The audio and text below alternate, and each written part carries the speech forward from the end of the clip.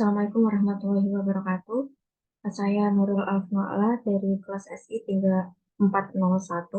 Di sini saya akan mempresentasikan ujian tengah semester dari mata kuliah Keamanan Sistem Informasi dengan dosen pengampu Bapak Noviandri Eskom MMSI.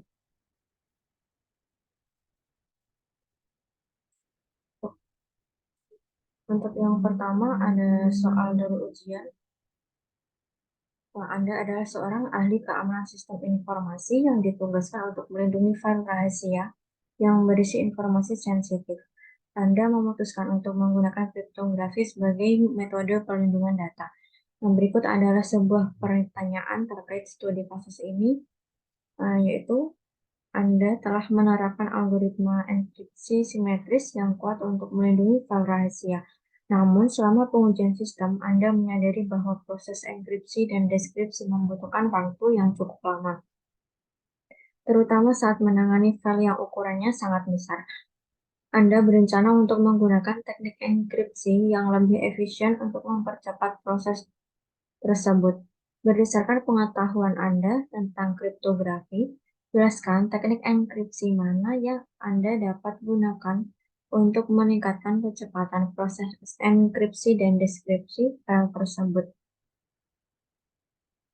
Yang pertama ada pengertian dari enkripsi, yaitu proses teknis yang mengonversikan informasi menjadi kode rahasia sehingga mengaburkan data yang dikirim, diterima, atau simpan. Pada dasarnya, sebuah algoritma digunakan untuk mengacak data sebelum pihak penerima memulihkan kembali data yang diacak tersebut menggunakan kunci deskripsi.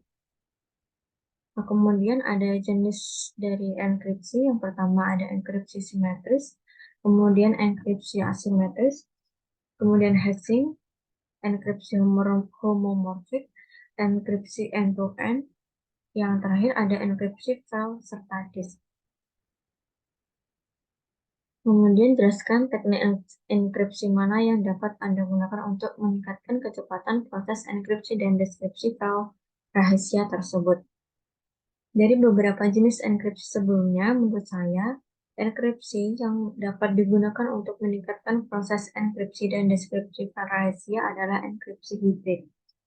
Karena yang pertama, dengan menggunakan teknik enkripsi hibrid, tingkat keamanan file yang bersifat rahasia dapat ditingkatkan secara signifikan. Teknik ini menggabungkan keunggulan enkripsi kunci simetris dan kunci publik. Kunci simetris digunakan untuk menenkripsi file, serta kunci publik digunakan untuk melindungi kunci simetris. Dengan begitu, kunci simetris yang digunakan untuk enkripsi hanya diketahui oleh pihak yang berwenang, meningkatkan keamanan data yang tersimpan. Kemudian, teknik enkripsi menggabungkan kelebihan dari kunci simetris, enkripsi dan deskripsi cepat, dan kunci publik, yaitu pertukaran kunci aman. Proses enkripsi menggunakan kunci simetris yang lebih efisien, sementara kunci publik digunakan untuk mengamankan pertukaran kunci simetris. Hal ini sangat memungkinkan proses enkripsi dan deskripsi yang lebih cepat dan efisien, menghemat waktu dan sumber daya yang digunakan. Kemudian, pertahanan terhadap serangan enkripsi ini memberikan perlindungan yang lebih baik terhadap serangan brute force dan serangan pencurian kunci. Kunci simetris hanya digunakan untuk enkripsi dan deskripsi file secara spesifik, sementara kunci publik digunakan untuk melindungi kunci simetris. Dengan demikian, bahkan jika kunci publik terkena serangan, file yang dienkripsi tetap aman, karena hanya dapat dideskripsi dengan kunci simetris yang hanya diketahui oleh pihak yang berwenang. Teknik enkripsi hibrid memberikan fleksibilitas dalam proses enkripsi dan deskripsi. Kombinasi kunci simetris dan kunci publik memungkinkan penggunaan yang lebih optimal sesuai kebutuhan. Kunci publik digunakan untuk mengamankan pertukaran kunci simetris, sementara kunci simetris digunakan untuk enkripsi dan deskripsi yang lebih cepat. Fleksibilitas ini memungkinkan penggunaan teknik enkripsi hibrid dalam berbagai lingkungan dan skenario yang berbeda.